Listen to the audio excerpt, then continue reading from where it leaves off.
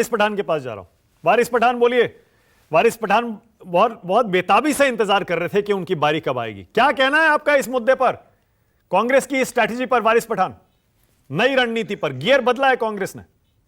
देखिए मानक भाई, मैं सबकी बात सुन रहा था आधे घंटे से। जरा मुझे आराम से बोलने दो, क्योंकि सबको जवाब देना बहुत जरूरी है आज की तारीख पे। बात नंबर एक तो मानक जी, हम तो ना ये एनडीए का हिस्सा है, ना ये सो कॉल्ड सेक्युलरिज्म की जो चैंपियंस है 27-28 पार्टी जिन्होंने बना दिया, हम उनका हिस्सा है। अब अगर मैं एनडीए के खिलाफ बोलूंगा तो मैं एंटी नेशनल घोषित कर दिया जाऊंगा, और इनके खिलाफ बोलूंगा तो ये मुझे सेक्युलरिज्म का पार्ट पढ़ाएंगे और मुझे बोलेंगे मैं सेक्युलर ही नहीं हूं।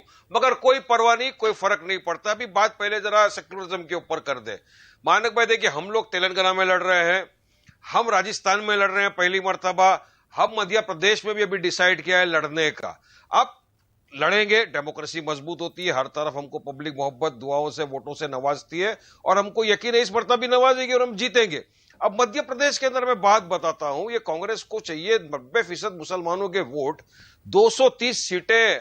अलका जी बुरा नहीं मानना, लेकिन मैं आपको बोलना चाहूंगा, ये बात आपको जरा ध्यान दिखाना चाहूंगा।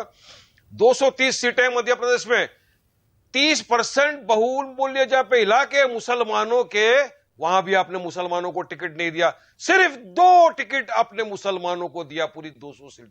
किस तरह से आप मुझे बताइए कि आप एम्पावरमेंट करोगे, फिर पॉलिटिकल एम्पावरमेंट। इसीलिए तो हम लोग बोलते हैं रात और दिन कि 70 साल से आप सत्ता में रहे, आज भी मुसलमान वर्ग पिछड़ा हुआ क्यों है? सोशली, इकोनॉमिकली, एजुकेशनली बैकवर्ड क्यों है? कमेटी की रिपोर्ट ऐसा क्यों बताते हैं? क्योंकि आप लोगों की मिस्टेक है, आप पॉलिटिकल एम्पावरमेंट भी नहीं करना चाहते हो। चलिए बताइए मुझे, मध्य प्रदेश के अंदर आपने खाली 2 मुसलमानों को सीट दिए। अब हम जाके लड़ेंगे, हम जाएंगे, पॉलिटिकल एम्पावरमेंट करेंगे वहां पर लोगों का। फिर नहीं बोलने का ये क्यों लड़ना है, लड़ेंगे। जितना अधिकार तुमको उतना अधिकार वारिस पठान को भी है लड़ने का। अब बात नंबर 2, बीजेपी, सुभान अल्लाह, ये तो मुसलमानों को टिकट देने वाले ही नहीं है, इनसे तो कोई अपेक्षा उम्मीद भी नहीं है। अब ये शलभ मनिया पे बैठ के बड़ी बड़ी बातें कर रहे थे, ये चले गए गाजा पे, चले गए ये हमास पे, चले गए फिलिस्तीन पे, चले गए, मगर इनके मुंह से एक मर्तबा मणिपुर जो अपने देश का हिस्सा है उनके लिए अल्फाज नहीं निकले।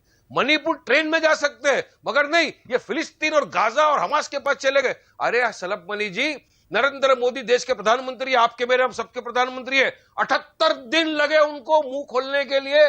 मणिपुर पे 9 घंटे में ट्वीट करने आ गए, इजराइल फिलिस्तीन पे। अब भी यूनाइटेड नेशन के अंदर इंडिया ने एब्सेंटिज्म किया। क्यों एब्सेंट रहे हम? अरे ये पॉलिटिकल नहीं है, ये ह्यूमैनिटेरियन है, दिल से सोचना है। एक तो आप वहां पे सामग्री भेजते हो, मेडिकल रिलीफ भेजते हो, हर चीज, और उसके बाद एब्सेंट हो जाते हो यूनाइटेड नेशन के अंदर। जब सपोर्ट करने का टाइम आता है, अरे G20 की प्रेसिडेंसी है अपने पास, पावरफुल है इंडिया आज की तारीख में। आपको तो जाके बोलना चाहिए था कि जो हॉस्टेजेस क्राइसिस है खत्म करो। यहां पे चाहे अगर महिला है, बूढ़े बुजुर्ग बच्चे, उनको छोड़ दो, वहां पर बोलो आपके पास जो महिलाएं बुजुर्ग बच्चे, आप उनको छोड़ दो। आप नहीं छोड़ेंगे, क्योंकि आपको सियासत करना है। और आपकी सियासत क्या है मालूम है?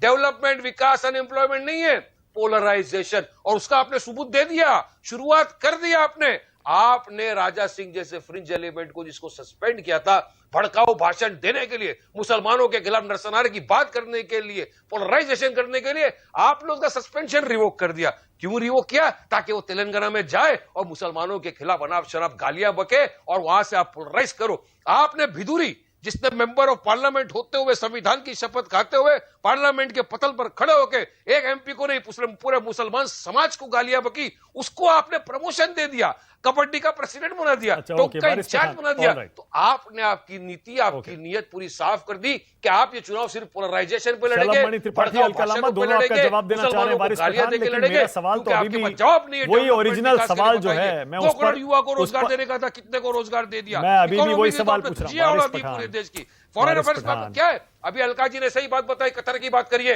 कतर के अंदर हमारे 8 एक्स नेवी सर्विसमैन को फांसी की सजा सुना दी गई है। अगस्त के महीने में हमारे party president barrister Asaduddin Owaisi ने पार्लियामेंट में खड़े होकर बोला था, मोदी जी कुछ करिए, हमारे जवानों को वापस लेकर आइए। कोई उन पर सीरियस नहीं लिया। आज वहां पे जवानों को दे दिया। कहां गए अजीत डोवल, कहां गए जयशंकर, कहां है मोदी? हमको हमारे 8 जवान सही सलामती के साथ। ओके वारिस पठान, आप मुझे सुन पा रहे हैं तो मेरा सवाल भी सुनिए। वारिस पठान रुकिए ना, सवाल तो सुनिए। सुन पा रहे हैं मुझे? आप बोलो। सुन पा रहे हैं? अभी सुन रहा हूं, अभी हाँ, ओके। अब आपका गुस्सा निकल गया हो तो सवाल सुनिए। मेरा सवाल बड़ा सीधा है वारिस पठान। आप कह रहे हैं मुसलमानों का पॉलिटिकल एम्पावरमेंट करेंगे। अरे यूपी में समाजवादी पार्टी बैठी है, 70% वोट मिला था उसे मुसलमानों का पिछले चुनाव में। आप क्या करेंगे वहां जाकर? मुस्लिम आपको वोट क्यों देगा बाकी हिस्सों में? और अभी तक कितने मुसलमानों का वोट ले पाए हैं आप? अच्छा बताइए, कहां कहां गए थे, कितना वोट लेके आए मुसलमानों? सुनिए क्या कर लिया मुसलमानों के लिए। सुनिए, ये तो जनता जनार्दन है, जनता ने उनको वोटों से नवाजा, जनता ने वोट दिया, मगर जनता का वोट लेने के बाद क्या किया इन्होंने मुसलमानों के लिए? नहीं, वो छोड़िए, मैं कह रहा हूं आपने, देखिए आप भी तो 8-10 साल से, 12 साल से, 15 साल से वारिस पठान, आप भी अलग अलग राज्यों में जाकर कह रहे हैं ना, मुसलमान हमें वोट दो, हमें वोट दो, ये सब फर्जी सेक्युलर हैं, सूडो सेक्युलर हैं, कुछ नहीं करेंगे। कितने मुसलमानों ने वोट दिया आपको बताइए? बिल्कुल। कितने लाए थे यूपी में?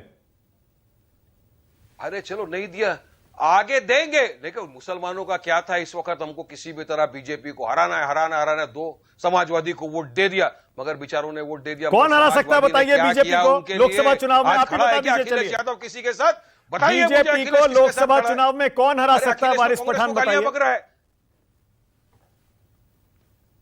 MIM, मैं आपको बताता हूं आप कैसे हराएंगे भाई? 2019 का छोटी सी पार्टी 1-2 सांसदों वाली कैसे हराएगी?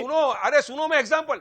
अरे मानक भाई, इसी तरह लोग हंसते थे जिस तरह आपने कह के लगाया ना, इसी तरह 2019 में लोग हंस रहे थे कि 3 सीट पे खड़े हो गए MIM, क्या करेगी? अरे 3 में से 2 जगह पे हम जीत गए, तेलंगाना और औरंगाबाद में हमने बीजेपी के हराया। 3 टर्म के सिटिंग। अरे 2 सीटें नहीं चाहिए भाई बीजेपी को हराने के लिए, 272 चाहिए। उसको हराया, 2 नहीं चाहिए, 272, 270 कहां से लाओगे? अरे मानक भाई, मैं चलाता जानी में रहा अकेला, मगर लोग मिलते गए, कारवां बढ़ता गया। एक टाइम बीजेपी भी 2 थी, आज 365 पे आ गई। उम्मीद पे दुनिया कायम है। अच्छा ठीक है, ओके, चलिए राजकुमार भाटी को पहले मौका दे रहा हूं, क्योंकि भाटी साहब का संपर्क टूट गया था पहले। भाटी साहब बात पूरी नहीं कर पाए।